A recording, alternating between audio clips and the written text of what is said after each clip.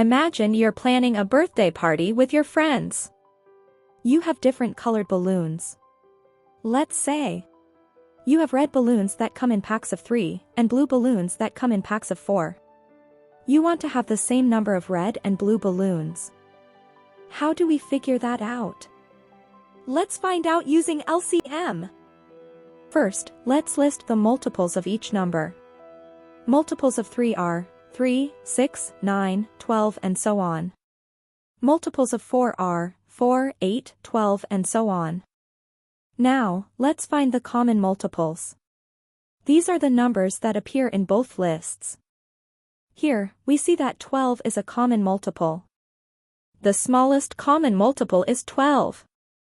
So, to have the same number of red and blue balloons, you need 12 of each.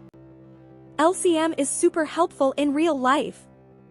For example, if you have swimming practice every 3 days and piano lessons every 4 days, LCM helps you find out when both will happen on the same day. That was all about the concept of LCM. Subscribe for more.